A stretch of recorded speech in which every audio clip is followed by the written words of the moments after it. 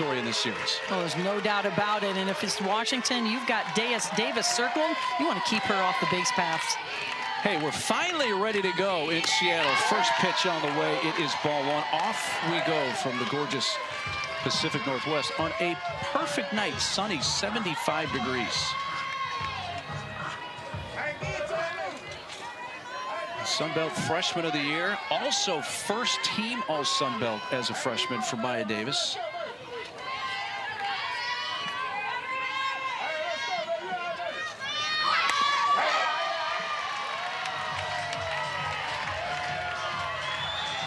Maya Davis actually missed a little bit of time early in the season. She got hit in the hand with a pitch a game or two into the season. Did not play at all when the Ragin' Cajuns went to the Clearwater Invitational in mid-February. Came back not long after that and really developed quickly for head coach Jerry Glasgow's team.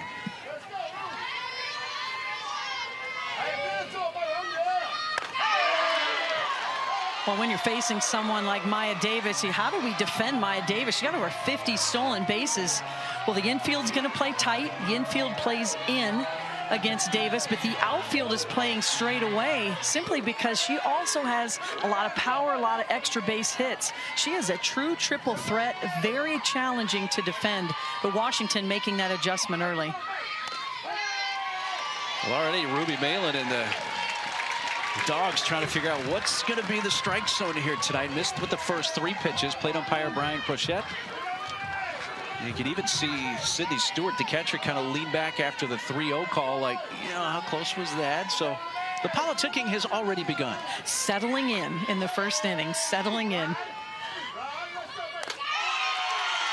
That is a strike at the high outside part of the zone, and it's gone from 3-0 to 3-2. And we talked about Malin being a competitor. Almost gave a little snarl after that pitch as Davis thought she had ball 4. This pitch catching the upper left quadrant of the zone. Remember, it's chest to knees.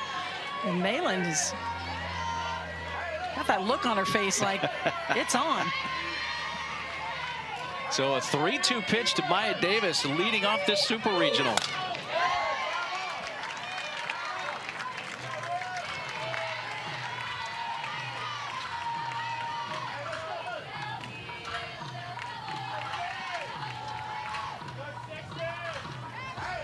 Davis leading off the game, facing Ruby Malin. You know, I don't know if this generation might not know the name Alice Cooper, but the great rocker who's still around, that's basically the same type of eye black face paint that he would wear if he was in concert. I mean, she's got the look going. There is ball 4.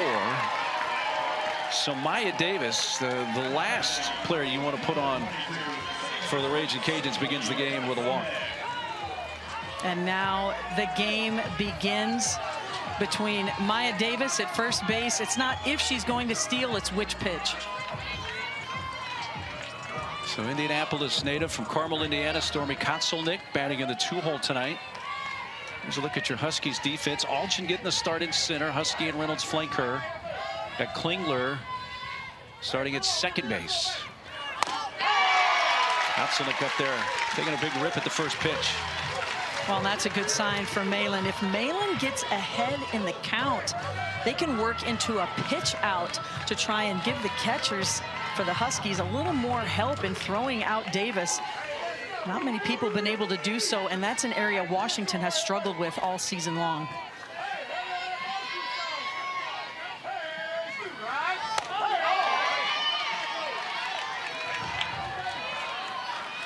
Well, it's been a magnificent freshman season for Ruby Malin. 17 wins. But she's going to have to be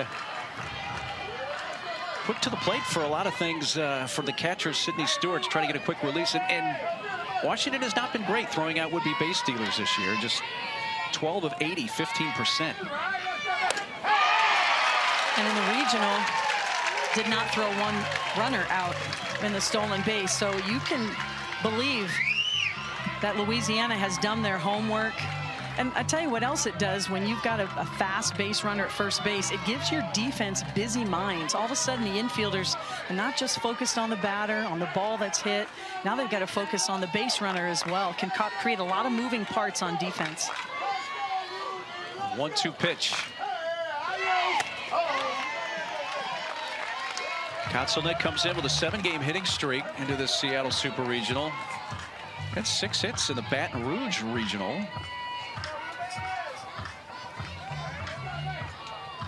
You know, if you're the Raging Cajuns, Carol, getting an early run in this game, especially this early, would be a big deal. Just setting the tone. I mean, there's a lot of emotions. There she goes, swing and a miss. That sails into center. Stewart quickly trying to get it to second base. Holtorf got a little bit of a glove on that coming over, but Maya Davis, her national leading 52nd steal in Kotzelnick case. Well, you knew it was just a matter of time, and especially with 2 strikes, gets a great jump. This throw is not even close. That's going to give Davis even more confidence, and the rest of this Louisiana lineup, they have 142, now 143 stolen bases on the season. They will continue to run until Washington proves they can defend that steal. She's now 52 of 60 in stolen base attempts. Sophie Piscos, the DP, batting here for the Raging Cajuns. And check swing foul. That she's saying that hit her, and the plate umpire says that is the case, and he will award her first base. Now the Huskies aren't so sure. Lance Glasso starting to walk out to discuss this call with the plate umpire. Well, when you first heard it from where we are, and I think that's what Coach Glasgow's talking about, boy, that sure sounded like the bat. Getting a better look there. That loud sound was not the bat. That was indeed her elbow. I don't know the name of certain bones, but whatever the bone is in your elbow, that's the bone to that hit, and it sounded like a bat. But the video certainly backs it up that that's definitely a hit by pitch. Hey, let me get back to the Davis steal here real quick. I mean, the fact that she stole that so easily, to me, that's already sending the tone, as you alluded to, for the Raging Cajuns. It's on now. For sure. This is a team that's in the top 10 in the country in stolen bases as a team. Sure, Davis is the nation's leader, but this entire team has speed throughout the lineup. And that's how Louisiana, that's why they are in this super regional. They have been able to outscore, outlast, outbattle teams up and down the lineup with a unique combination of speed and power in almost every player. Well, there's the 6th-year head coach of the Raging Cajuns, Jerry Glasgow. He's using Sissy Vasquez as a runner at first base for Piscos. And the cleanup batter is at the plate for Louisiana, and Lauren Ulrich.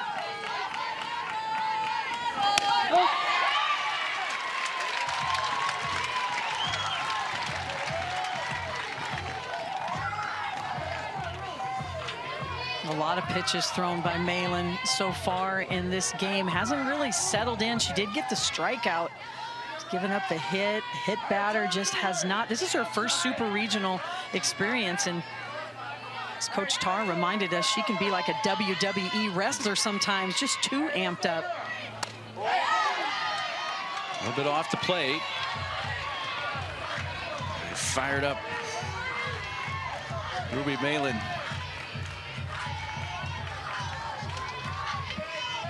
Well, this game is all about adjustments, and right now that's what Ruby Malin's going to have to do. She's going to have to work with her catcher, make a little adjustment, move that pitch over, move it down a little bit. Slowly hit out to short. Holtorf flips out there to first, not in time. Nicely done by Kelly Lynch at first base to keep that ball from getting by, because the lead runner Davis had rounded third, and if that ball had gotten away, she was going to streak for the plate. This play's a little slow developing. For a double play to happen, the ball's got to be hit hard, and this ball is not hit hard. But Washington rushes that secondary throw. Good athletic play by Leach, as you mentioned, to prevent the run from scoring. Really, that ball should have just been got the lead out, put it in your pocket, be happy with the 2 outs. Davis at third. Allred's over at first. They're at the corners with 2 outs here in the top of the first. Just underway from Seattle. And this year's Sun Belt Conference Player of the Year, Carly Heath, at the plate.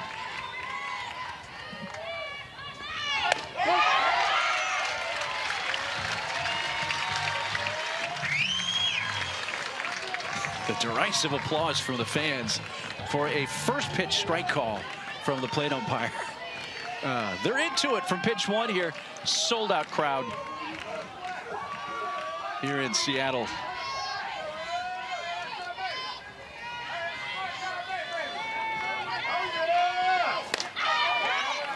Call it a strike. Well, Malin's really throwing with good velocity tonight. She's been doing that consistently all season long. Can heat the ball up to 70 miles an hour. So we see a little action.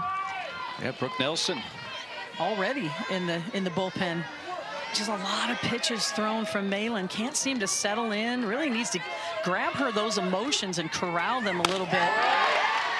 High pitch count already this inning. And really they're not, outside of a few close pitches, they're not really competitive pitches, not making it difficult for Louisiana in the box. A walk, a hit batsman. First and third, 2 outs.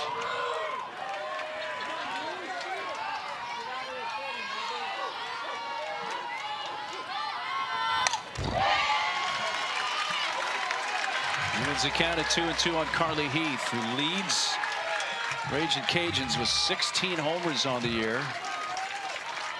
Came in tied with Allred for the team lead in RBIs with 47.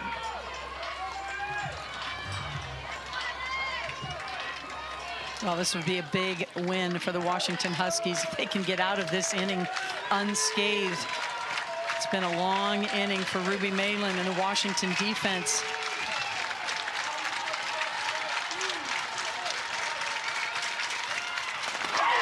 Check swing appealed. No, says third base umpire Scott Tomlinson.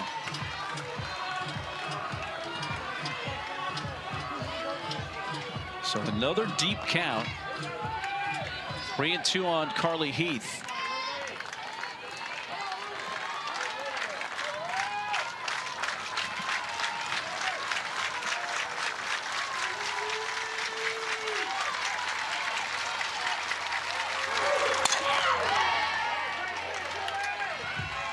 Fouled off a pretty good 3-2 pitch there that was away from her.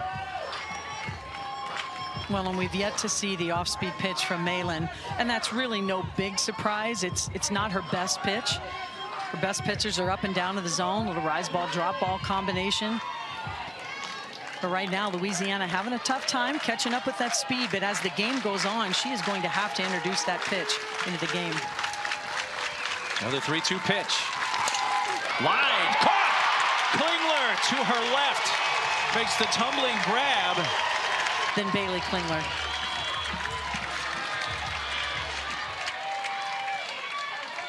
So Bailey leading off.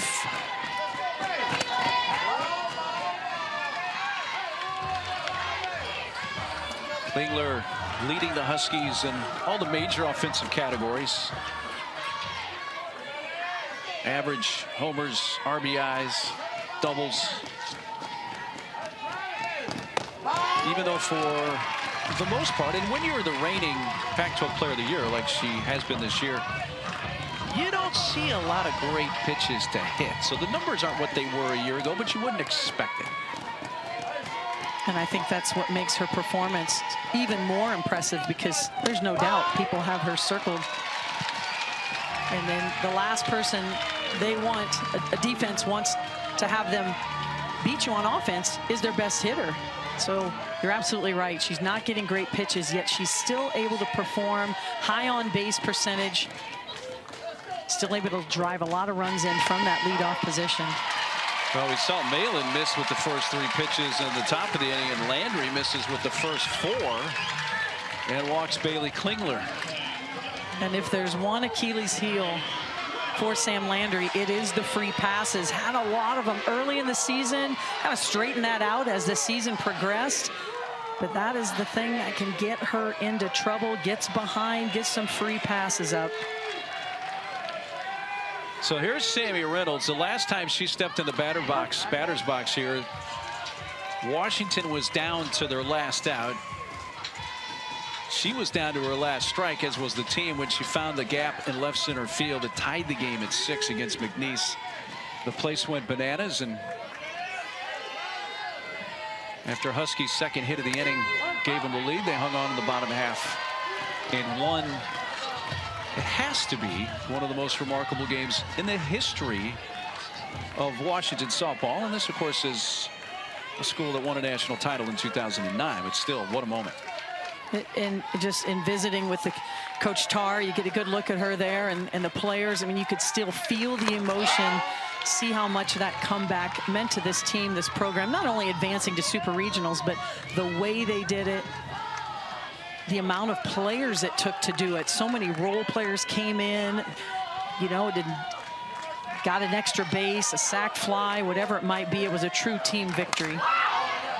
This looks like it's going to stay in play. The shortstop Langeliers calls off Maddie Hayden, and Alexa makes the catch for the first out.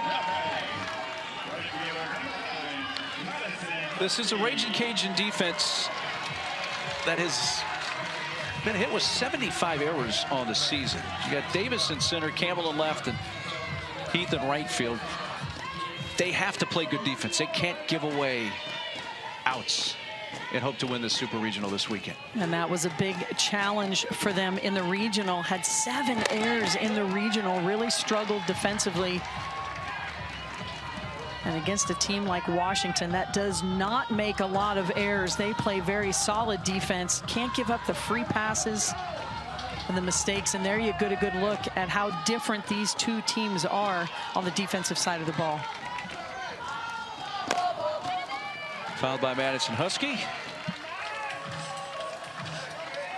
So Madison Husky led off that top of the 7th last weekend here with a base hit, and then had another hit later in the inning, give them a 7-6 lead. All Pac-12 second team this year.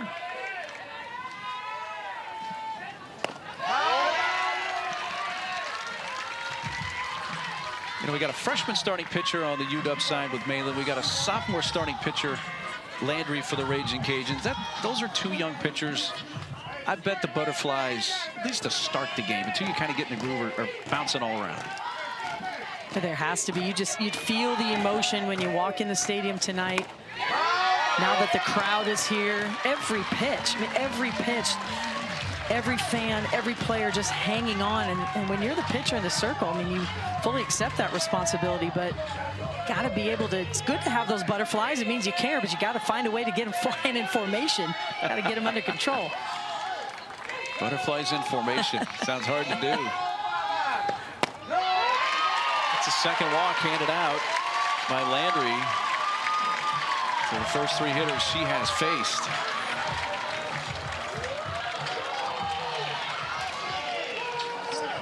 Now, we had a chance to talk to Sam Landry this week, and she said, hey, what has helped me this year is I haven't pitched around hitters as much. I'm not worried about striking everybody out. But you still got to find the zone here early in the game. Oh, yeah, way too many pitches out of the zone for Landry. And she was proud of that fact that she's learned as a pitcher how to create outs versus always wanting to strike them out.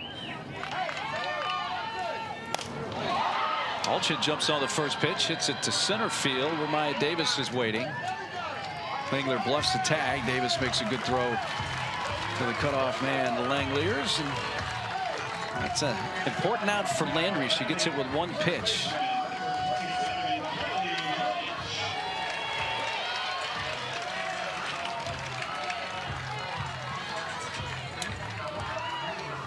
A 2 on 2 outs for Kelly Lynch, who's getting the start at first base.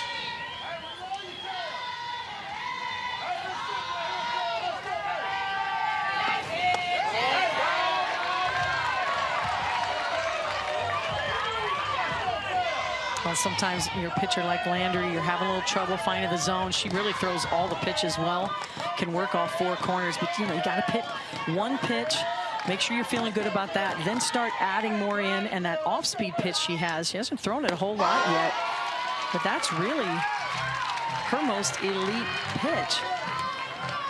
Right now, she's just struggling to find the zone, can't quite find the rhythm out there. We saw that in the last inning as well.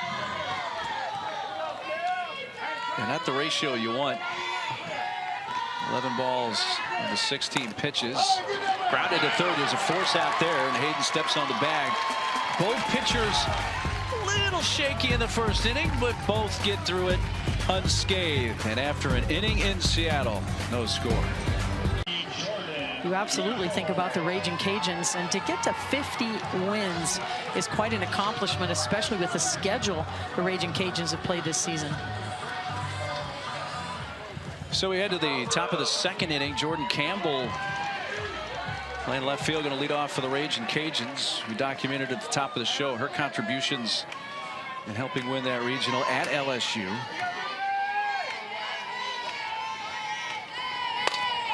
Going after the first pitch, popped up. Lynch coming towards the dugout, and not quite able to come up with it.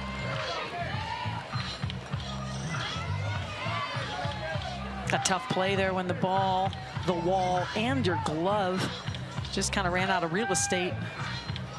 That's one advantage of being the host team. You know your facility so well, the amount of room you have in fair foul territory, how the ball comes off the wall. Campbell, Texas native, spent her first couple of seasons at Texas A&M.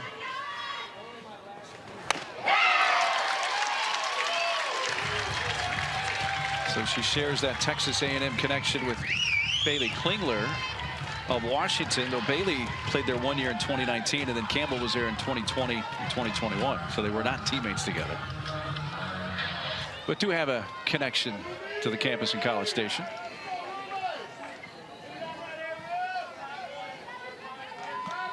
Malin ahead here, 0-2. That is a big start for Malin after struggling to throw some strikes in the first inning, at least consistently. 3 pitches and a strikeout at Campbell. And Malin really attacked the lower inside part of Jordan Campbell's strike zone. Watch this pitch. Just drops off the table, low and in. Campbell can't catch up with it. Can't get that barrel out in front of it. Any power hitter will tell you, sometimes that pitch low and in, it's hard to get that, keep your hands in, get that barrel extended. Outstanding pitches from Malin. And she starts Alexa Langeliers with a strike. Dallas area native from Keller, Texas. Second team All Sun Belt this year in her sophomore season.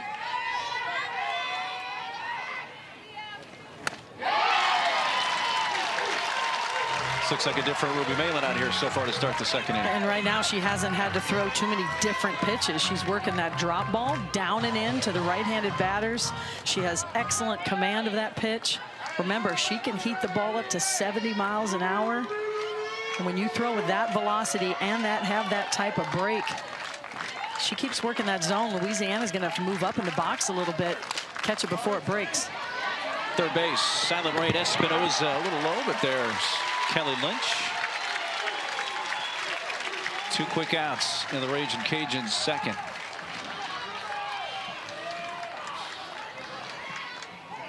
An impressive adjustment by Ruby Malin. She's found that pitch that's working for her, and hey, as the old saying goes, if it ain't broke, don't fix it. Right now, she's just having a lot of success, especially with the right-handed batters. I expect her to continue to pound that part of the strike zone.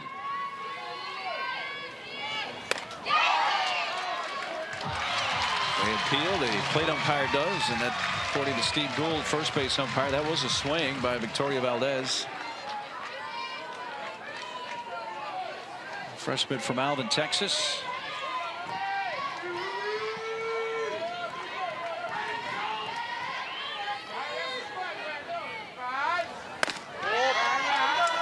There is the first pitch out of the strike zone from Malin in this second inning.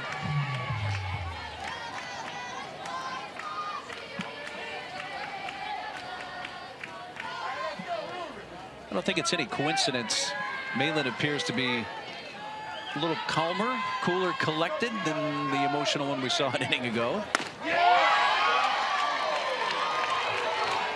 Yeah, first inning out of the way, and fortunately for her, despite the walk, the hit batter got out of the inning. Still a 0 on the scoreboard for Louisiana. It's got to be a huge sigh of relief. And this is the time of year, one pitch at a time. You know, you say that every pitch of every game, but certainly here in the Super Regionals, it matters the most. These teams are so evenly matched when you get to this point. You're down to 16 teams. As you mentioned earlier, now 15 with Oklahoma State punching their ticket to the World Series. But these teams, there's not a whole lot of differences, and they know how to win, and they know how to win when it matters. Got to find the little things, find those little weaknesses, and really attack. Yeah, we could put a little more exclamation point on that. If folks tune in thinking, okay, this is a Pac-12 Sun Belt Conference matchup, this is a slam dunk for the Huskies, you know, hold on. It may wind up being that way, but going in, you got to respect what the Raging Cajuns have done this year and what they did at LSU last weekend. And I love the way they play. They have no fear. I mean, they go out, swing the bats, and attack anyone. And she gets hit by a pitch on the leg. So that's the second batter that Malin has hit, and she was rolling along here in the second. Now a speed bump as she drilled Valdez. And that's not an area, you know, coming into the game, just 7 hit batters for Ruby Malin, and we've seen 2 in the first 2 innings. You know, a lot of our strengths are our Achilles heel, and Ruby Malin's strength is she's got a high motor. It is on, it is all go, and sometimes that can work against you a little bit, as it has here tonight. Throws a first pitch strike to the 9-hole hitter, third baseman Maddie Hayden. You know, in talking with Ruby Malin, she definitely has bubbly personality, in the circle, high energy, and she's every bit of the 6'1" they list her on the roster. She's got length.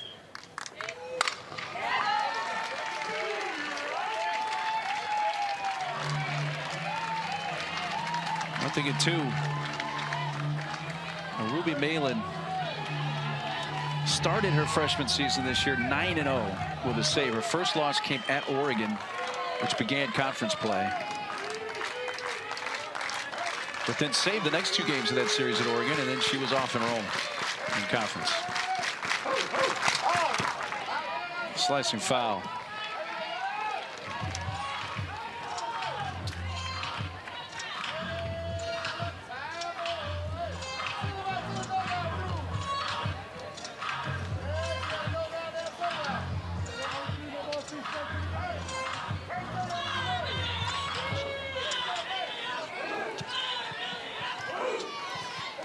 Count holding it 0-2 on Maddie Hayden.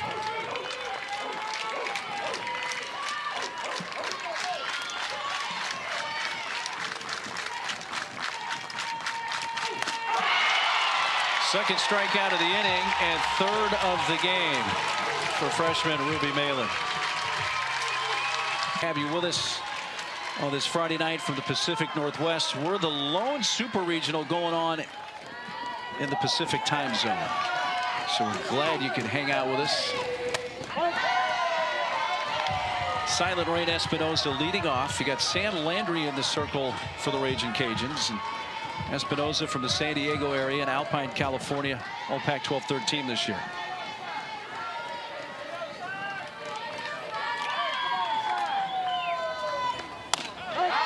Both starting pitchers had some command issues in the first inning, but didn't give up any runs. True freshman Ruby Malin in the circle for Washington. We see Sam Landry, a sophomore pitcher for the Raging Cajuns.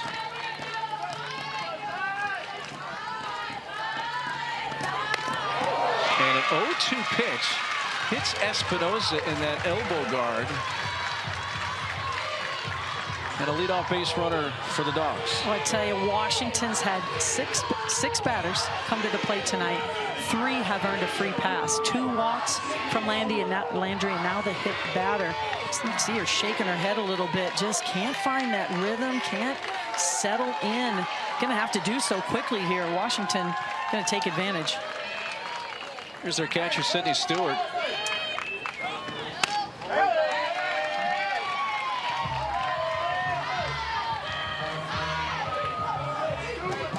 Stewart batting in the 7th spot in the batting order for the Huskies.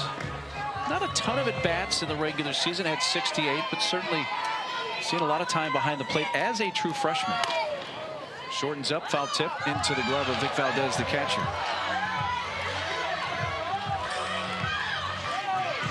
For Washington, typically not a team that's going to sacrifice bunt a lot, but Coach Tarr wants to come in right now and talk a little bit about, did she pull the bat back? The umpire did call that it was a foul tip strike. Kind of surprised Sydney Stewart. Coach Tarr just wanting a little clarification.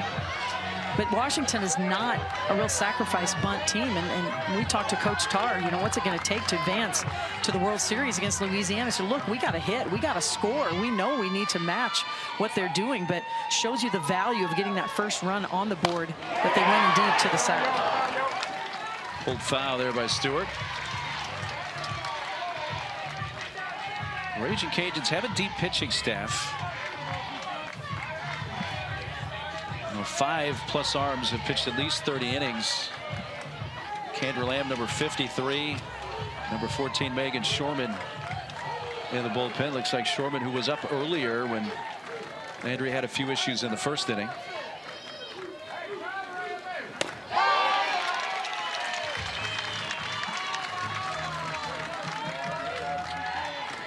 Well, the key for Washington, Sam Landry's not a big strikeout pitcher. She does have some strikeouts on the season, but their goal is to put the ball in play, put pressure on this Louisiana defense that's had a tough time.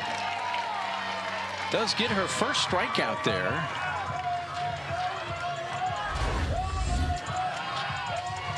And maybe this is the pitch that will help Sam Landry settle in. A rise ball up in the zone, gets a little late break on it, throws it right past Sydney Stewart, who is late on the swing.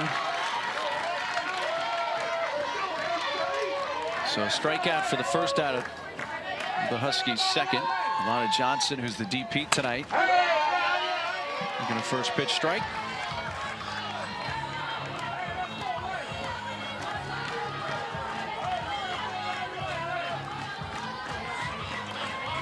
Hit by pitch of Espinoza began the inning. She's at first. No score. Still early here in Seattle between the Huskies and the Raging Cajuns.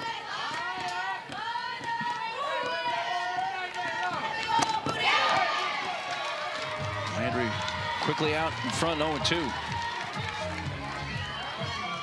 Well, just like we saw Ruby Malin, a little different pitcher in the second inning, outside of the leadoff hit by pitch. The rest of these pitches, as she's worked from ahead against Stewart and now Johnson, it's a little more velocity on the ball from Sam Landry.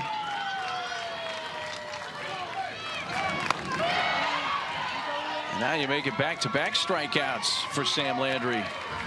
We're out number 2. And she's been able to work all parts of the zone. We saw the strikeout on the rise ball a pitch ago, and she says, all right, I can show you I can go up and down in the zone, as this pitch is a drop ball down in the zone, and that's what makes her so difficult to hit, when you can stretch the zone vertically. Again, Landry gets ahead, a strike to Riley Holtorf. Phoenix area, Peoria, Arizona. Great glove, all defensive team in the Pac-12 this year.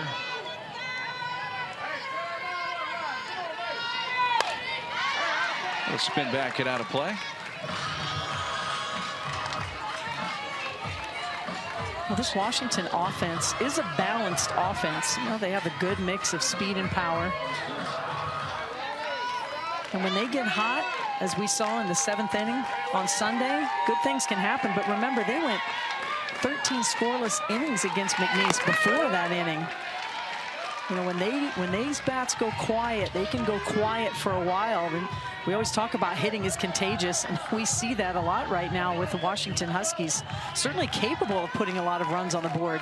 Just haven't seen it quite as much in the postseason. Just barely got a piece of an off-speed pitch. Haven't seen a whole lot of those yet from either side, really. You kind of feel like they're saving them for the second time through the lineup, but especially for Sam Landry, that is To me, that's her difference maker pitch. She could throw it a lot to almost every batter and have some success. It's been the difference maker for her. Malin on the other side, still a work in progress, but for Landry, that's her pitch. Time requested and granted for Holtorf. You saw the pitch breakdown here in the second. Much better for Landry. 11 of the 15 have been strikes here in the inning. Check swing appeal, yes. So after hitting Espinosa to begin the inning, Sam Landry fanned a walk, stole second base, her Division I leading 52nd stolen base of the year, wound up being stranded at third.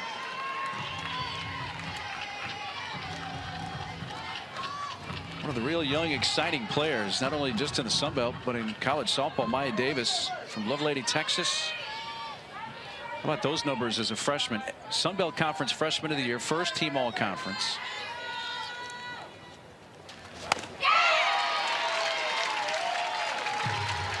She's like lightning in a bottle. She's like lightning in a bottle. You know, can beat you so many ways at the plate. She can use the short game. Can hit for power, and we know what she can do once she gets on the base paths.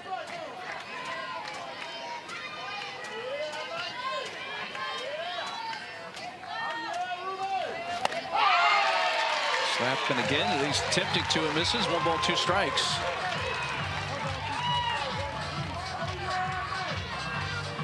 Well, Malin was really trying to work that outer part of the zone against Davis. The first at bat, couldn't find the strike zone, as you mentioned, walked her. Good adjustment from Malin this time, finding that outer half of the strike zone.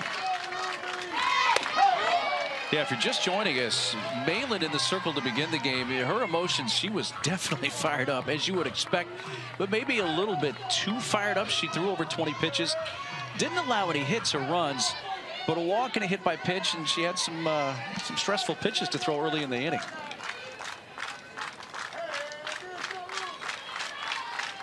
Well, what numbers? 7 shutouts.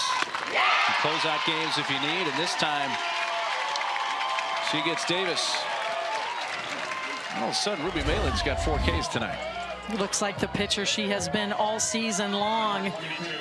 Just driving the ball to the lower half of the zone. This is a drop ball. It's not only on the outside part of the plate, but it's falling off the table. Very difficult pitch for Davis to hit. Malin's last 5 batters she has faced, 3 strikeouts. Here's the second baseman, Stormy Kotzelnick. Stormy has a connection here because she actually was on the Washington roster her freshman year in 2021, but she redshirted, did not play, and then she transferred out at the end of that season and went to Lafayette, Louisiana with the Raging Cajuns.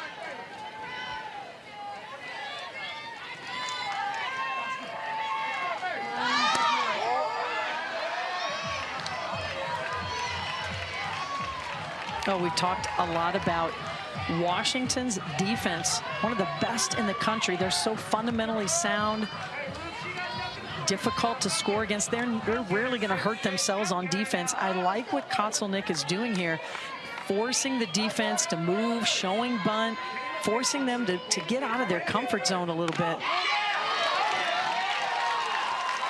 Hitting the outside corner.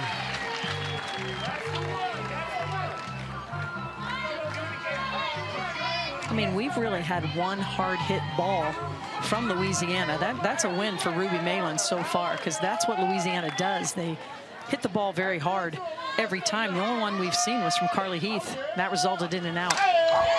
Yeah, that was a line drive to Klingler at second base. That if that's a foot to the right, is into right field for a base hit, and that would have scored Davis, and Louisiana would have had a first inning run. So that's how close the Raging Cajuns were to scoring first in this game in the first inning.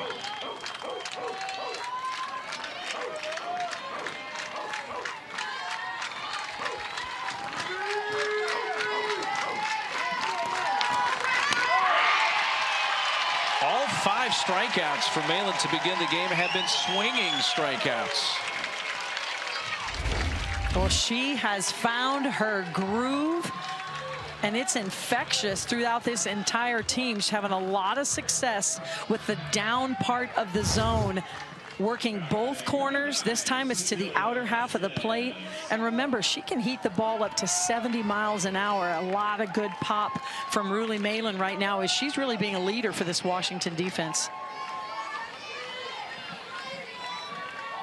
DP stands in, Sophie Piscos.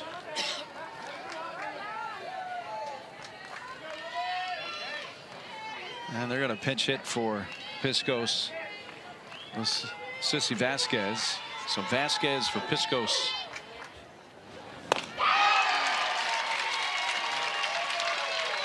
And when you get a lot of swings and misses, you know you're doing something funny with the ball.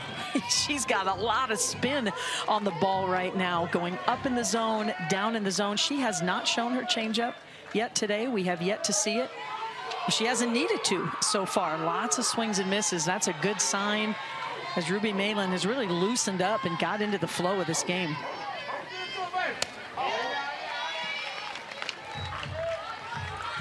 Sissy Vasquez off the bench. She's been around the sports world for a long time. Her dad, Enrique, also goes by Rick.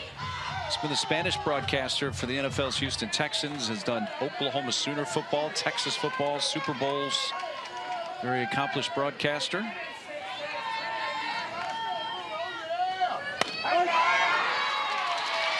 Over the head now, ball and 2 strikes as she's threatening to K the side here in the 3rd inning. Louisiana is a team that almost has the 1-to-1 walk to strikeout ratio. And when you get into late May and you have that, you really know the strike zone as a team.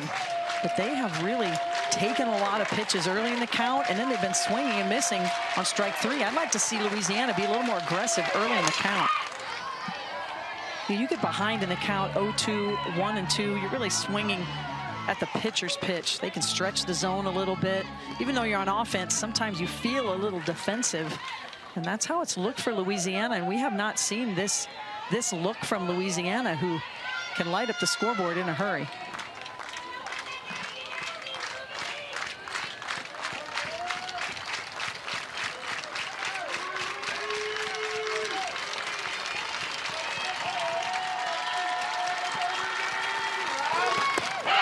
She goes around, and Ruby Malin has rechanneled that.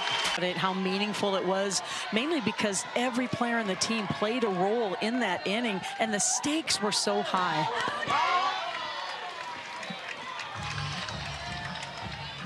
So Bailey Klingler leading off.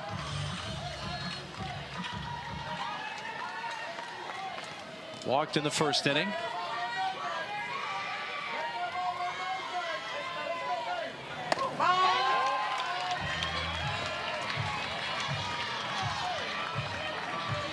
Well, Klingler's that type of athlete. You could put her in the 3 spot in the lineup, the 4 spot, 5. She could hit anywhere in the lineup, and typically is more of an RBI producer. You'd think of her as a 3, 4, 5 hitter. But she makes such an impact at the top of the lineup for Washington. I mean, coming in, she's one of the toughest to strike out in the country. Just 5 strikeouts all season. And that's what you want from a leadoff batter. Just feisty, fights, finds a way on base, draws a walk, and of course, all of her power numbers, the double-digit home runs, speak for themselves. And after he gets a 3-0 strike over, you saw Kramer Ushte is now in left field for Louisiana. So that's 1 defensive change for Jerry Glasgow, who's not shy about trying to find a right combination. There's Ushte defensively, as you mentioned, it has not been a strong point of the team. Maybe Klingler, I don't think, was crazy about that last strike call. Nonetheless, now a full count. Well, Klingler, typically a good eye. This pitch, that is over the strike zone. Klingler just leaning in a little bit. A chopper charge. Langler's to first, close, out, and I got a feeling we're going to see this challenged. The players always want it challenged. You know, you can't always go by them as the guide.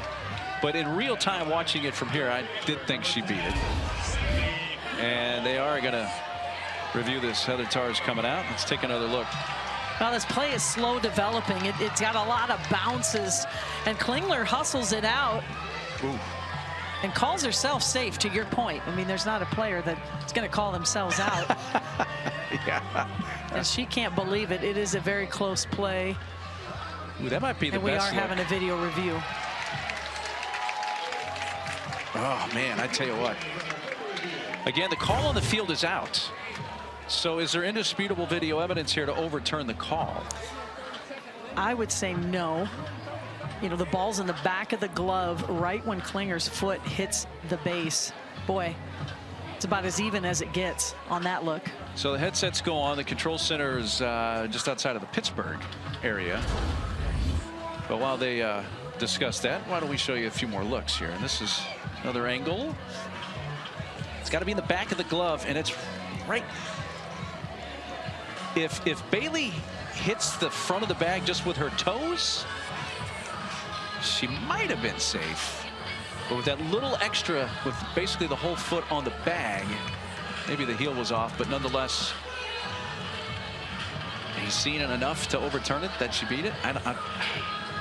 I don't see it. Yeah. The ball, to me, is in the back of the glove. Klingler's foot is on top of the base. But to me, you know, the call on the field was out. It was very close. Yeah, let me reverse that. To me, it's not. Yeah, if it were a safe call and Louisiana challenged it, do you think it would be enough to overturn that? No. Same thing. I think it's very, very close. You need to get a look at the ball. When's that ball going to disappear into the back of the glove? It's right now. You can see that her foot's not even up on the base. So great job by the crew there in the super slow-mo, so to speak. Yeah, I don't think this one's going to be overturned. So, folks, you want to be an umpire? Do that in real time.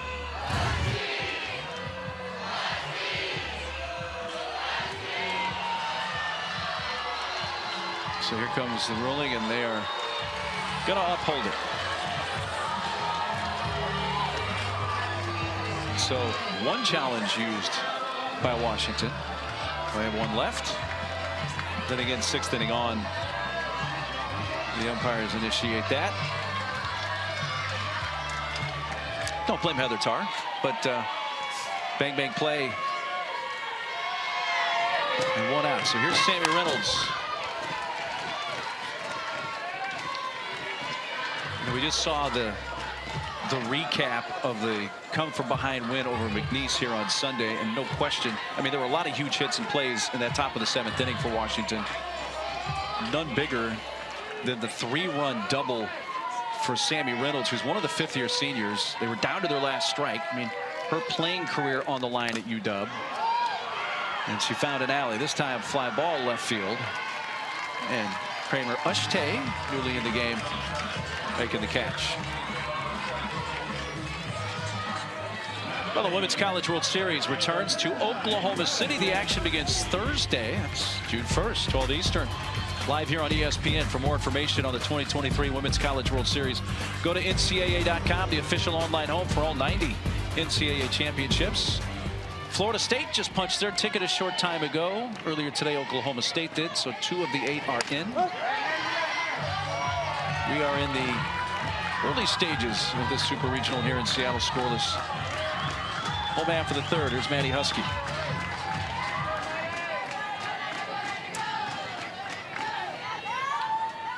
Maddie worked to walk in the first. And shoots this to the alley in right center field.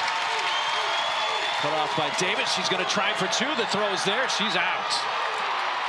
Well, taking a chance with 2 outs. Husky is gunned down by Maya Davis. Her 10th outfield assist of. What did you think of your freshman pitcher, Ruby Malin? She seemed really emotional, really a lot going on here, but she seems to have settled in nicely. Oh, she's always got a lot going on, and that's why we love her. But she's doing a good job. Well, Coach, you know, a lot of base runners, not a lot of stringing them together yet. What's it going to take to kind of pass the bat?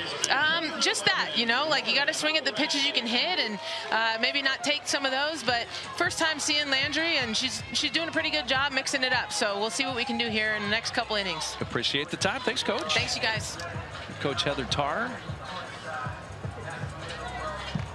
It was Ruby Malin in that first inning. She threw over 20 pitches. I think she has channeled that energy, whether it was nervous energy, excited energy, whatever it was.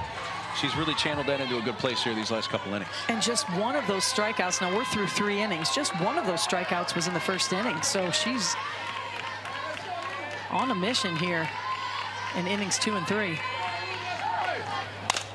And the 4th inning begins with a ground ball to the shortstop, Riley Holtorf. You know, when we were talking with Coach Tarr about Riley Holtorf, the shortstop for Washington, and she started making comparisons to Sis Bates. And when you do that, you're talking about elite company.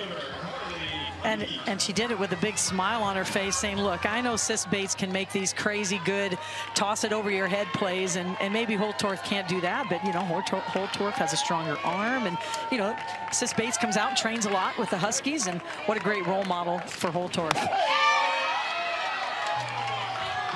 If you needed a hit, you wanted Sis Bates at the plate. That's who you wanted. One of the great players.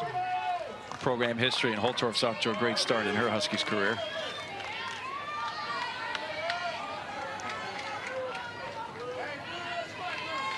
Carly Heath, this year's Sun Belt Conference Player of the Year.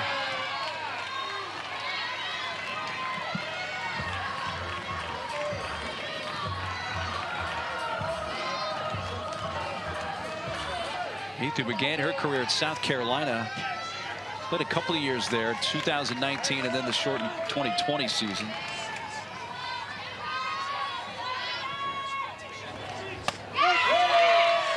Outside edge strike, 2-1. Heath was a two-way player at South Carolina. She continues to be a two-way player with Louisiana.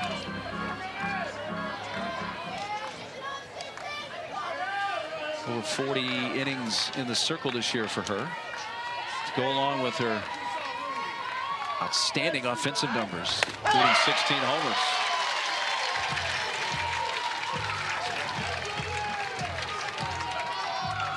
Just such a versatile player. Has had an outstanding season.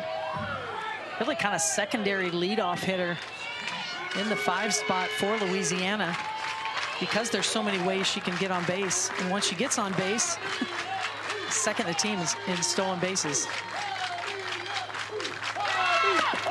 And when you're second in the team in stolen bases on this team, Mark, when the nation's leader is #1, I mean, she's over 20 stolen bases herself, and that's #2 on the team. You don't see that very often.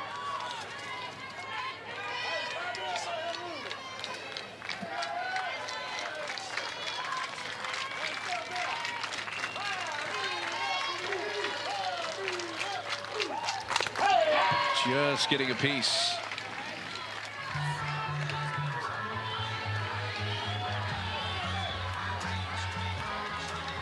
Five hits. Surprised to see Louisiana not really catch up to the speed yet of Ruby Malin. Now, to Malin's credit, she's really stretched the zone vertically, and any hitter will tell you, when you can throw a pitch up in the zone and down in the zone for a strike, it makes it tough. You got to try and hunt one zone. But they have fouled a lot off. Just another foul ball there. Just have not been able to connect. Not a lot of what I call loud outs. You know, we've seen the one in the first inning, but we haven't seen a lot of loud outs, and that's what Louisiana does to teams. They just come at you and barrel the ball up, player after player after player, and then they use their speed on the bases, and Malin has shut that down from the second inning on.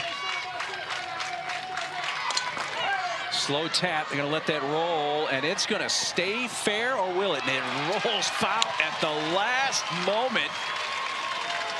The gamble pays off for Silent Rain Espinoza, because she had no shot to pick it up and throw out Heath.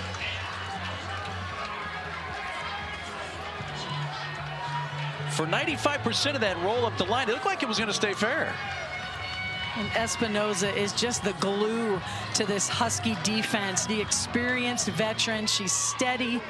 She's calm. Just a good decision maker. And, you know, you get a swinging bunt, you never know what's going to happen there. Good decision from Espinoza. This one fair up the first base line into the middle of Kelly Lynch, who touches the bag. 3 unassisted. 6 straight retired by Malin. 2 outs. Yeah, you know, when she was in the game initially, you know, the first inning of the game, you kind of felt a little jittery for her. You know, you could just feel that nervous energy, kind of overly excited. And now you just can see the Washington defense. They have this calm composure behind them. Even though she's always going to be fiery in the circle, she's just really been filling up the strike zone.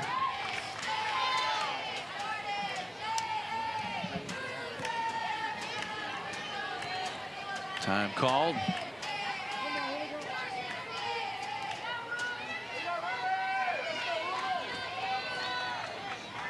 Now Jordan Campbell ready. So is Ruby Malin. Line down the left field side. Can't quite come up with it. Reynolds had it for a moment. It pops out. And into second is Jordan Campbell with the first hit of the game for the Ragin' Cajuns. A 2-out 4th inning double.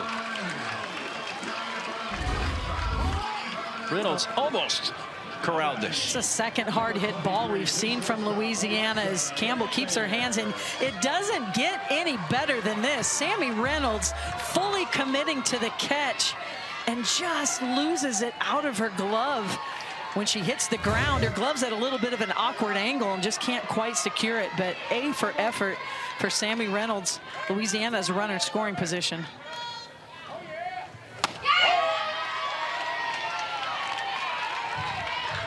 All into Alexa Langlers.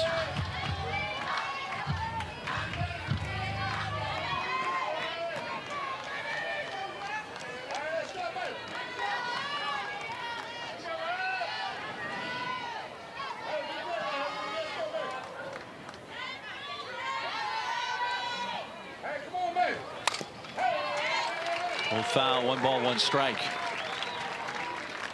Well, in the last at-bat, Ruby Malin was facing Jordan Campbell, who's now at second base. Struck her out on that those low inside pitches. Drop balls down in the zone. Campbell made that adjustment. We're seeing these same pitches to Langeliers. And we'll see if Langeliers can make the same adjustment. But she's living on that low inside part of the plate.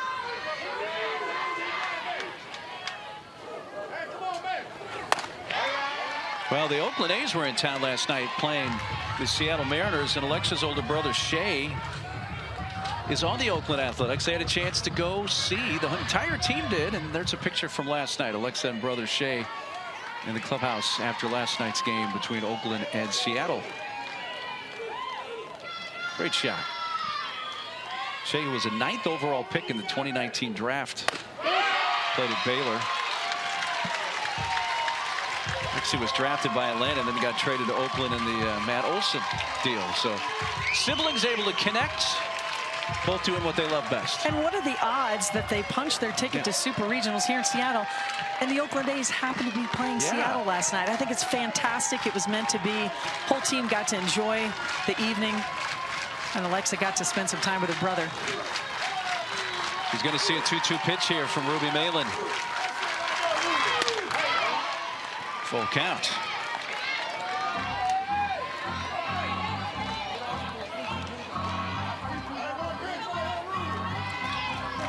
Langeliers are from the Dallas area in Keller, Texas. She's trying to drive in Campbell, who doubled here with 2 outs. First hit of the game.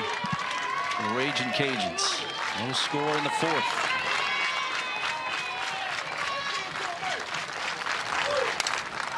Pops up. Does Lynch have room? Not quite. Just into the bottom of the screen there.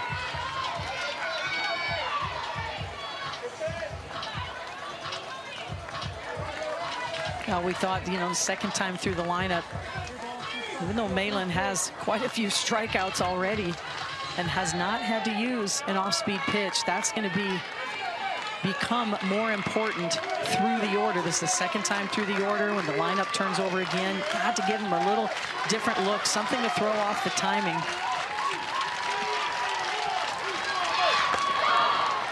Missed it up there. Blocked up the line by Stewart. That keeps Campbell at second.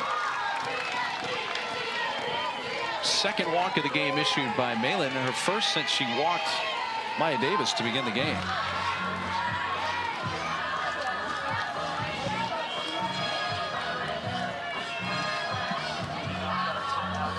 Lance Glasso, pitching coach, comes out. Jerry Glasgow goes to his lineup card.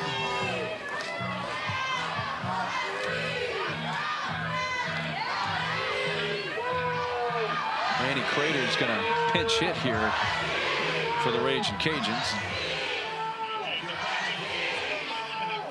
Lance Glasso talks with his infield.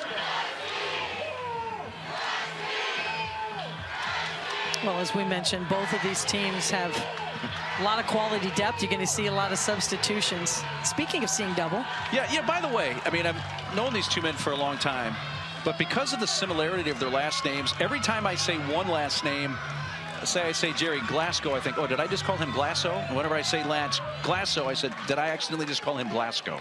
So these two guys are implanted in my brain with their very similar last names, but slightly different. No relation.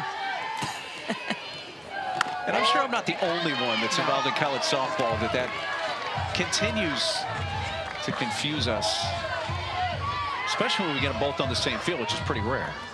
And I'm sure it's happened to them, you know, all the time. In their, you know, on the recruiting trail and talking to club coaches across the country. Laney Crater fouls it back. You know, we talked to Coach Glasgow a lot about, man, you use a lot of substitutions, a lot of pinch hitters. This team has a lot of success with pinch hitters. I mean, they're hitting over 300 as a pinch hitting team. And he said, look, I just realized it's really important. I've learned it's so important that everybody has a role. It's important that everyone feels value. They can be called on at any time. And they practice it. And this is not anything new in Super Regionals. From day one until now, they have been using a very deep roster. It's very common to use 16, 17 players in a game for Louisiana. And then they play on defense, and they'll switch defensive positions. They're a very athletic team. 2 on, 2 outs. 1-2 pitch from Ruby Malin. Got her swinging. 7 strikeout for Malin. She gets out of the 2-out jam. Head coach Jerry Glasgow, what have you seen from your offense facing Ruby Malin, the hard thrower, so far tonight? Yeah, well, we're just under the ball. Everybody's under it a little bit. I thought the ball had, looking at video, I thought it would have a little more drop to it. And so we prepared a little bit wrong for her break. It's real flat and an up spin, and we're a little bit under the ball. But I think we'll adjust here the last 3 innings, hopefully. Well, Coach, with Sam Landry, kind of a rough first inning there. A lot of pitches, the hit by pitch, but she's really settled in. What do you like from her so far tonight? Yeah, she got really good stuff. You know, she's got to get in the zone. First inning, she wasn't in the zone. And I thought you see that out of both pitchers. I think they're both young. They're both really talented. And it just took them, you know, a little bit to get into the game and get comfortable. And I think now we're seeing them both get real comfortable. We appreciate the time. Thanks so much, Coach. Thank you. Head coach Jerry Glasgow. That is about as candid a comment as you will ever hear about a head coach commenting on the opposing pitcher stuff. Yeah, and you know, Coach Glasgow really believes in the use of pitching machines. As you get a look at our pitchers, they're very different pitch count, much higher from Ruby Malin. But Coach Glasgow really believes in pitching machines. He uses dozens of them every day, and he really sets them for various pitchers and what they're going to see. Alchin shortening up and then had to try to bail out to get out of the way, but couldn't. It is hit by the pitch. So each pitcher has now hit 2 opposing batters. Yeah, this pitch just gets away from Landry. He's going up in the zone, and it's not even close. It goes all the way in the batter's box.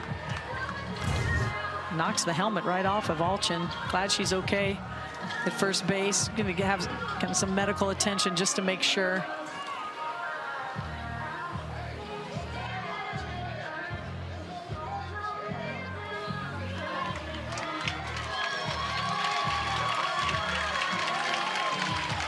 saw her. Got hit in the ear hole, ear flap, basically. So good to see that Jadelin's okay, and she gives a nod that she's ready to continue.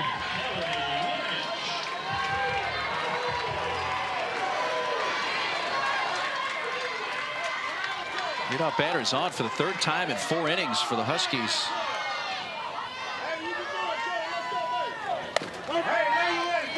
Strike 1 to Kelly Lynch.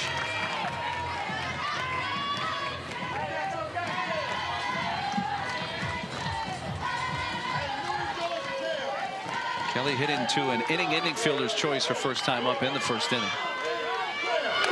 Olchen, bump, drop down. Valdez makes the throw to Kotzelnick covering. And the bunt works for Lynch, advancing Olchen. While we have a moment, let's check in with the studio for the first time. Matt Schack.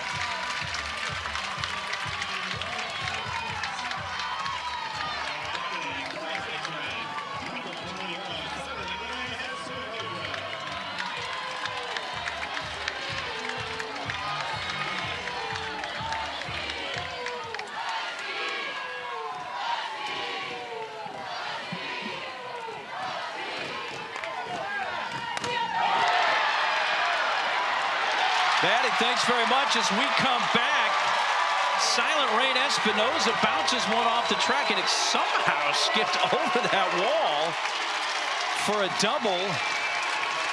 And it chases in Jadelyn Olchen from second, and Washington has just broken the scoreless tie here in the 4th.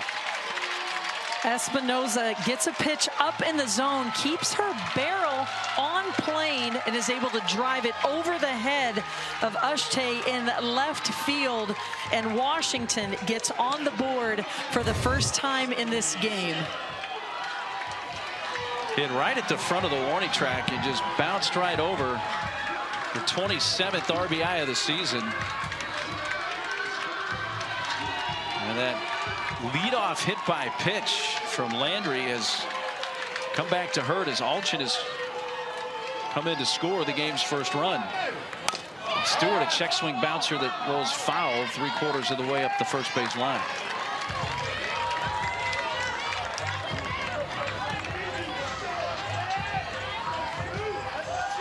Those free passes, whether it's a walk, hit batter, and especially when it's the leadoff free pass, puts a lot of pressure on the defense to execute. And Washington's had several base runners. It's the first time they've been able to come through and get on the board first.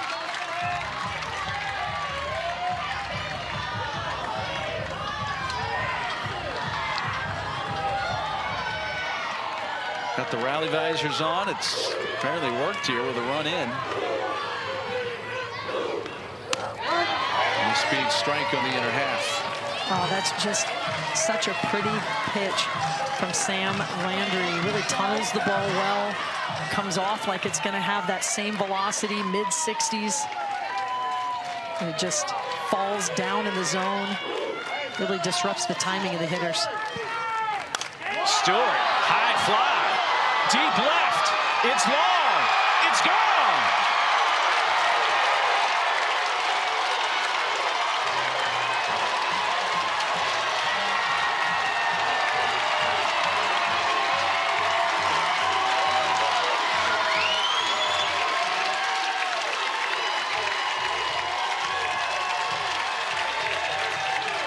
On a 1-2 pitch, the freshman hits it out down the line and left, and it's 3-0.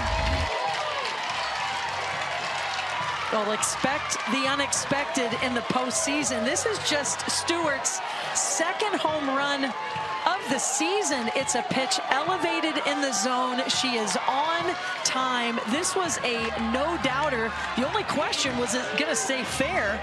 It does. Stewart is fired up, and her team is now up 3-0. Her first collegiate home run came off Brooke Yanez of UCLA back on March 19th. She hits another here, and the Cajuns will make a change in the circle. On the staff, you're going to see her work in the mid-60s, really stretches the corners, and as you mentioned, has been making a late impact on this team. Hot shot. One hopper skips off the diving Langlier's glove. And Alana Johnson with a base hit. Third consecutive hit for this UW offense. First pitch she sees from Riosetto. This pitch is right down the middle of the plate, not where Riosetto wanted to start. And credit to Johnston for being ready to go on the first pitch she sees from the lefty. Big rally going right now for Washington, feeling confident at the plate. Holtorf jumping on the first pitch. You know, Mark, it's interesting that Louisiana, even though Riosetto's had some success here late in the season, Washington as a team is hitting .389 on the season against lefties, .280 against righties on the season. So that's belted deep center into the eyes of the Husky.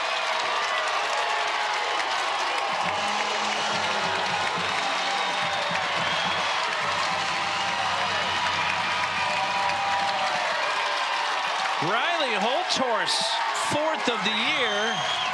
It's been a 5-run inning.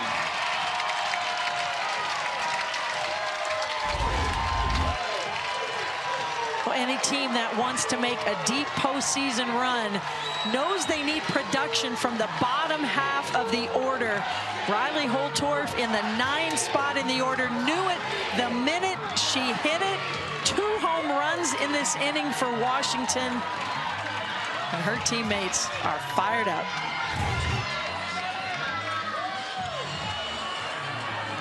Got to make sure our crew's all right out there in center field. Or dual cameraman, man. That's got a souvenir. Like to come into your living room. Second homer of the inning. Guys doing good? Yeah, thumbs up, like it. You need to get him a glove out there.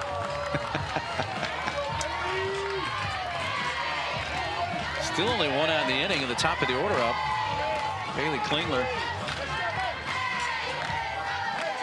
Walked to the first, grounded out to short last time. Well, let's put this in perspective for the Washington offense. They had gone 13 innings on Sunday without scoring before the 7-run outburst to win the game against McNeese. And they go scoreless through the first 3 and then explode for 5 so far here in the 4th. They're in game 1 against the Raging Cajuns. Down the line and right, slicing foul.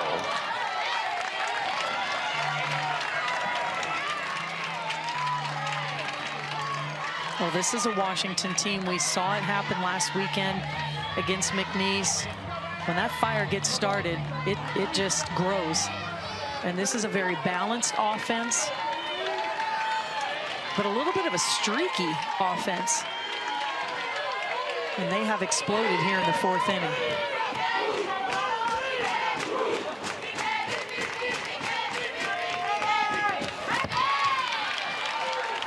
You know, we talked about the subject with Heather Tart yesterday because she addressed it. She said, you know, I know offenses, anybody's offense, much less her own, can go dormant for a while. I didn't expect it to be dormant for 13 innings, I'm paraphrasing her, but it came alive at the right time. 3 innings isn't a big sample size here, but it's woken up here in the 4th. Popped up to second base, and Stormy Kotzelnick. 2 away.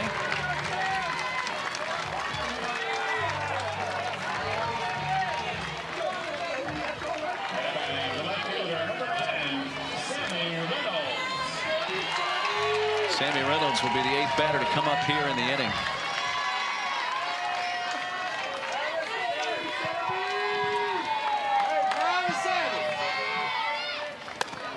Well, it's not as mind-boggling as the 7 runs they scored in the 7th inning on Sunday, but a few similarities.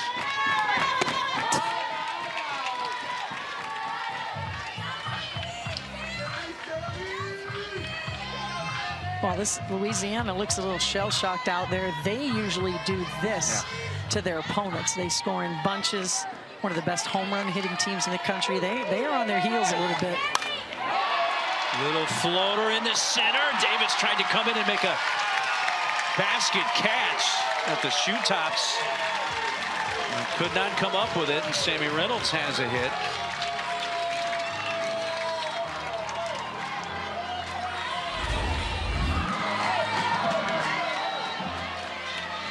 But Davis gets a good jump on this ball. She's playing very deep. Louisiana has been playing deep the entire game against Washington, and this ball just hits her right in the heel of her glove instead of getting in the web of her glove. Just takes her eye off it a little bit. Washington has another base runner. Maddie Husky has been on base twice. The walk in the first and a single in the third was thrown out trying to stretch that into a double. That was the first hit of the game for either team to end the bottom of the third inning. Well, and one thing we know about both of these teams is there is no quit in them. I mean, yeah, they proved that on Sunday, didn't they? Louisiana, yes, Washington with the 7 runs to win the regional final in dramatic fashion against McNeese, all in the 7th inning, 6 runs. And we saw it from Louisiana. You know, they jumped up early against LSU in the if game. LSU came storming back as everyone knew they would, and they're just, you know, a lot of teams would hang their head or feel sorry for themselves or get frustrated, and both of these teams just know how to dig their heels in, be gritty when it's needed, and fight.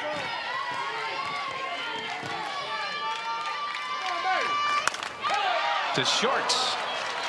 Langlier's the catch, but 9 batters come to the plate. Crowd, that just, you can feel the energy from the crowd every single pitch.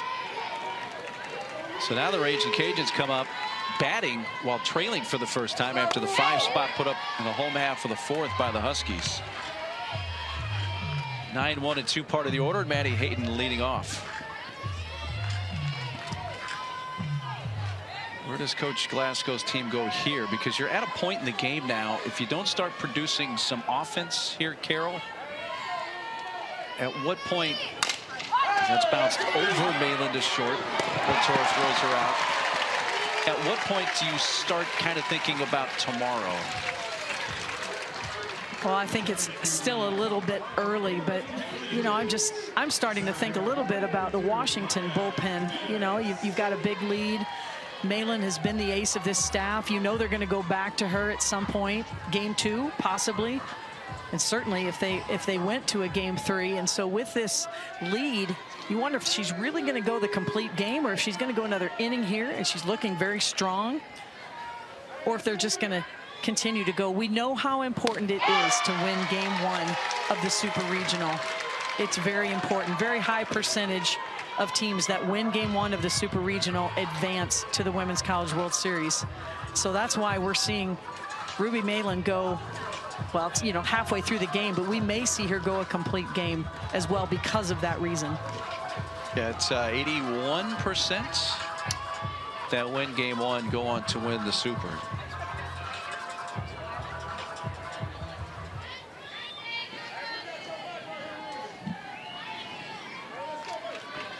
Top of the order, Maya Davis has walked and struck out.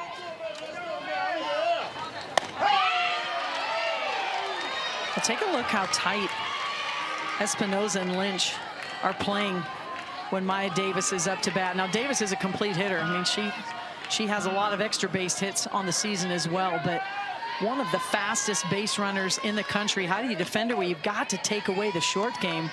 And look how tight the corners are, about halfway up the line. Just trying to shorten the field, pick the ball up quickly. It's a little game here between the infield and Maya Davis. If she's able to get a couple bounces on the infield, using her speed, she's going to have a chance to be safe. And the weakness of that defense is you create a lot of holes. When she's swinging away, she's got a better chance of getting a base hit through the infield.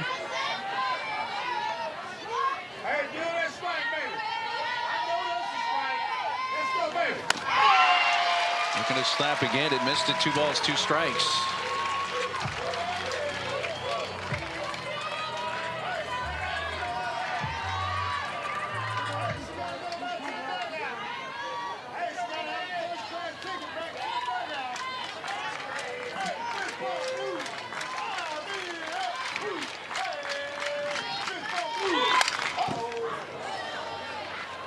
Over by the Husky dugout.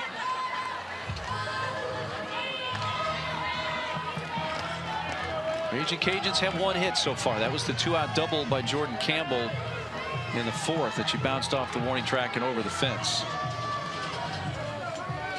And they're not used to seeing that 0 up on the scoreboard here in the second half of the game. I mean, this is a team that has over 500 hits on the season. That's top 10 in the country.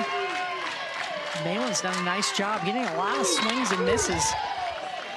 And when you can stretch, when you can be effective on a pitch up in the zone and effective on a pitch down in the zone, a lot of pitchers will have one zone, have a little bit of an upspin on the ball, a little bit of a downspin on the ball. But Ruby Malin truly stretches the zone north and south vertically, really changes the eye level of the hitters, and she can do it with command.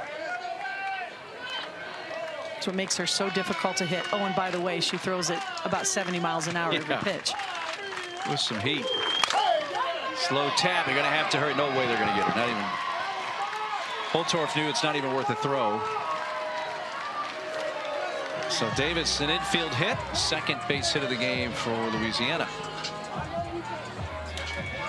Davis got exactly what she wanted. A little slow roller with several hops on the infield. The longer that ball's on the ground, you're going to be safe every time.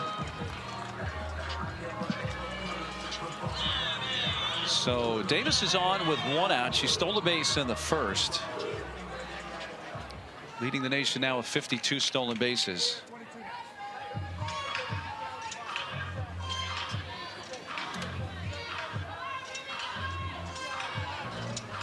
Stormy Kotzelnick, who has faced Malin twice so far tonight.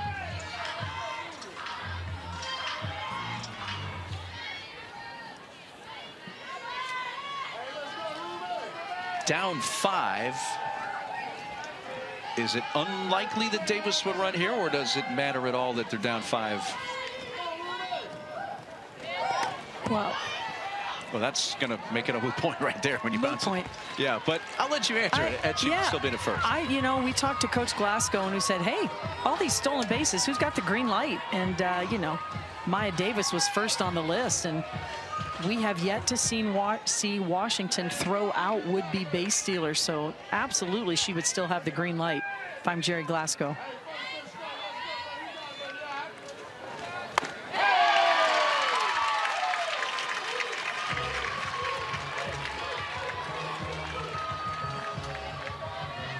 Florida State and Oklahoma State have already punched their tickets to the Women's College World Series. They're the first 2. A lot more tickets will start getting punched tomorrow. Trying to keep Davis close at second. In fact, the Duke-Stanford game is now going to be on at 9 a.m. Eastern time, which means 6 a.m. here on the West Coast. So I'll see you down in the lobby. We'll turn on, eat some breakfast, and at 6 a.m. we'll start watching. A little coffee Duke chat. And Stanford behind Nyjah Kennedy. 1-game-1 today.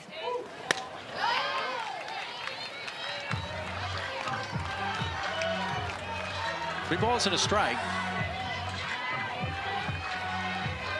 Malin's approaching 90 pitches. Again, 21 of those came in the first inning.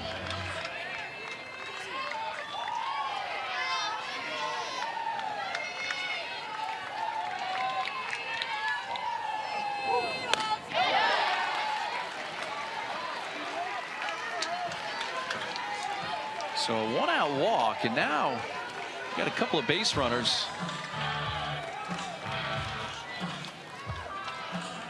Pisco's coming up next. Number 2 batter, Kotzelnick, gets a walk. This is a prime opportunity here for Louisiana to get right back into this ball game. Pisco's towards right field. Husky makes the catch, tagging. Here comes the throw towards third. It's cut off. Davis does advance 60 feet on a fly ball to right, and runners are at the corners with 2 outs. And that's a little play by the Washington defense that may go unnoticed, but this is why they are so good at what they do in the field. A lot of players would throw that ball all the way to third base and allow Kotzelnick into second base, and so you'd have 2 runners in scoring position. But Husky and Holtorf, well aware of that, made the cut on the field to allow only 1 runner to stay in scoring position. You don't see that in the scorebook, but it can show up later in the game. And especially even right now, all red were to get a hit.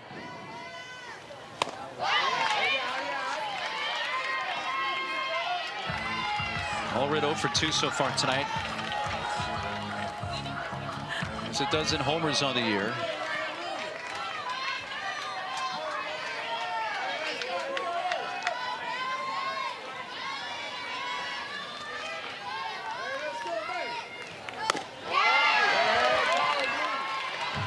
Allred came into this super regional with the longest active hitting streak and on-base streak for the Raging Cajuns. A 9-game hitting streak and a 13-game on-base streak.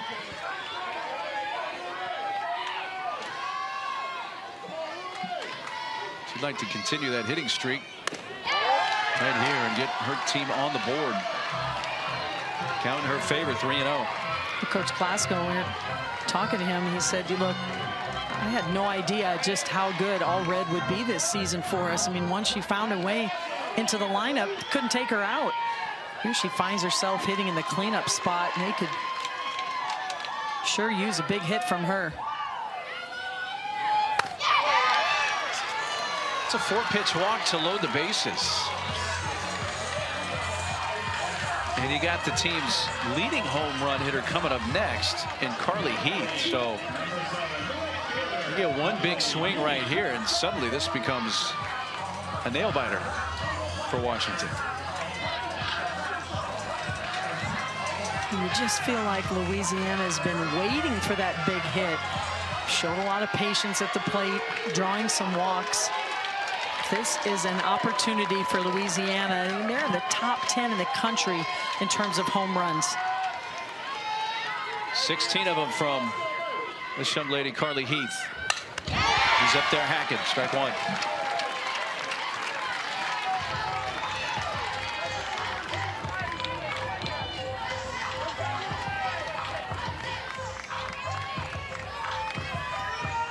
'79 home runs hit this year by the Raging Cajuns.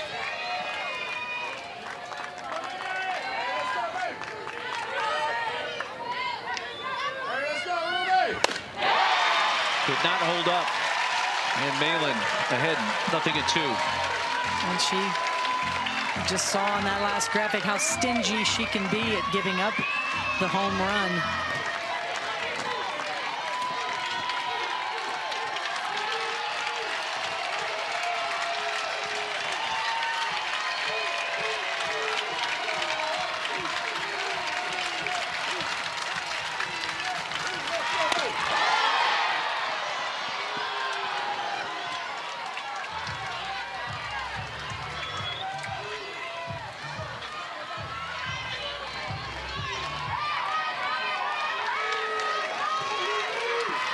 Raging Cajuns have already stranded 5 on base tonight. They got 3 on here, loaded with 2 outs.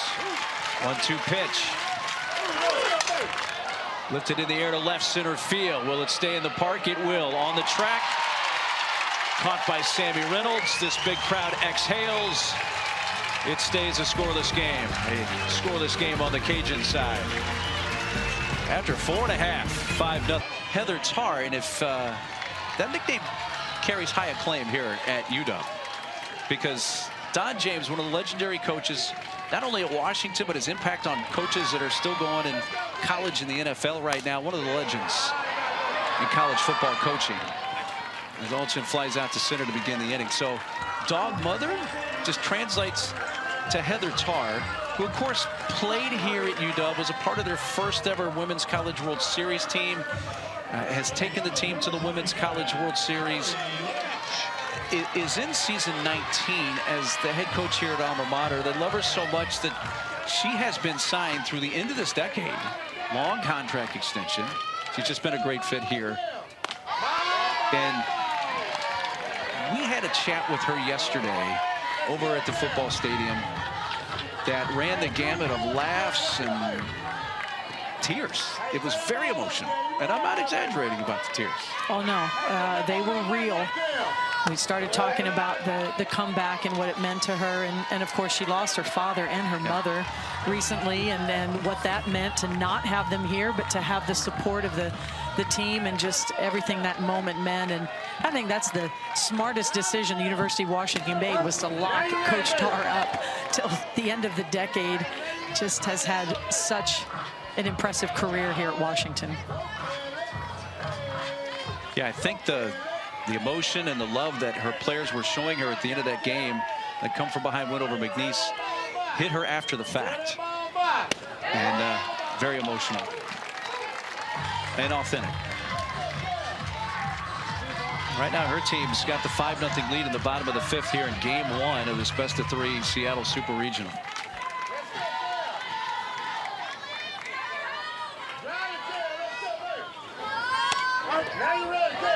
Full count.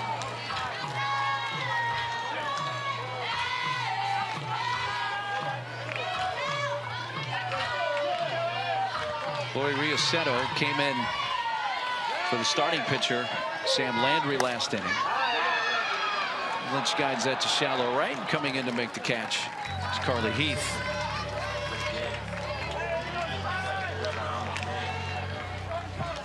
Well, even though this is, for the moment here, Carol, a bit of a one-sided game at 5-0 here in the bottom of the 5th, you have decisions being made, at least contemplated, on both sides. Again, I asked you this earlier, when does Louisiana start thinking about tomorrow facing possibly elimination? And for Washington, I think the main question right now is, how long do you go with Ruby Malin with a 5-run lead? Maybe more. We'll see how this inning plays out. Thinking maybe you save a few bullets for her if you need her later in this regional. That ball's shot to left. And Silent Rain Espinoza, who in many ways, for me, is kind of one of the heartbeats of this team. No doubt about it. Just steady. You can tell she's the glue. In our interviews with the team yesterday, the team looks to her for that guidance, and she just has that steady, calm presence. And she's 2 for 2 tonight, leading on the field as well, and 3 times on base as she was hit by a pitch.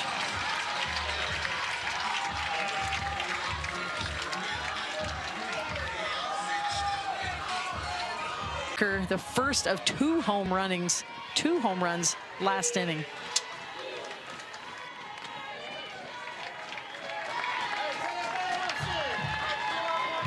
Megan Vandergrift, one of the 5th-year seniors, running at first base for Espinoza.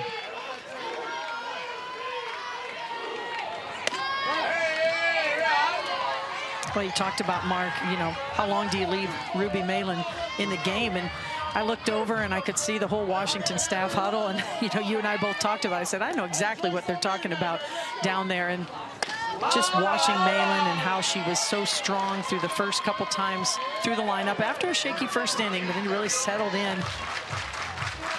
You know Ruby Malin's going to get meaningful innings in this Super Regional after tonight. So this would be, in my opinion, a great time to take her out. Stewart gets it just out of reach of the shortstop Langeliers, and Vandergrift hustles all the way to third. And when the throw went towards third base, Stewart read that and took the extra 60 feet to go to second.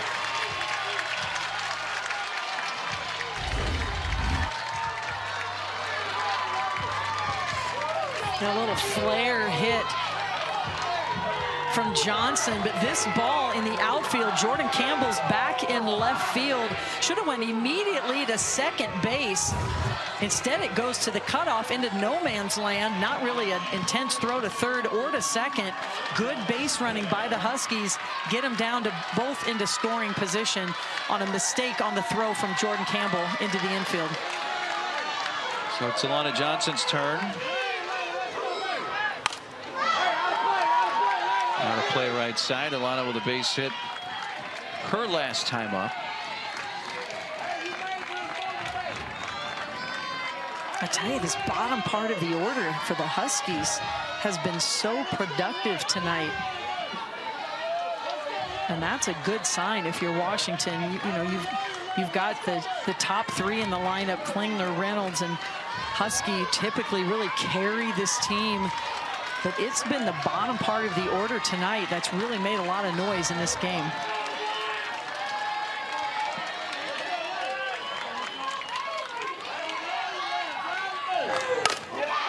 Right field, base hit.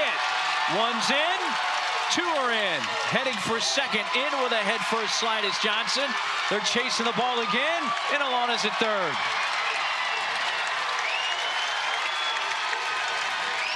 Vandergrift and Stewart score. Two-run base hit for Johnson. And now it's 7-0, and if she's able to score, this game is going to be over.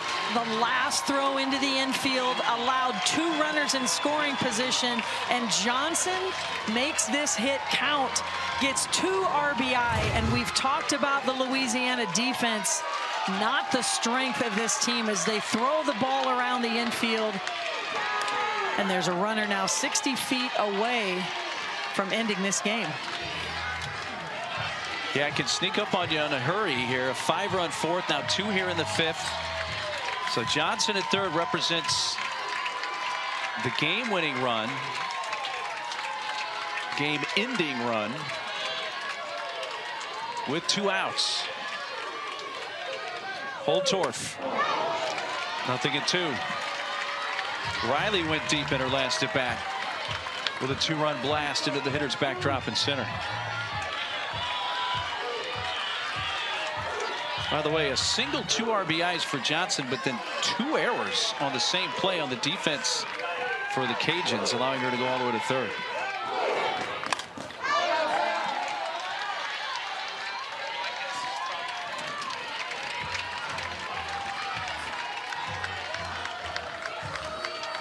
I'll tell you what, this not only would a base hit end the game for the Huskies, but that decision about Ruby Malin, yeah, wouldn't have to make it. And that's going to be the case. The Huskies win it 8-0 and take game 1 of this best-of-3 Seattle Super.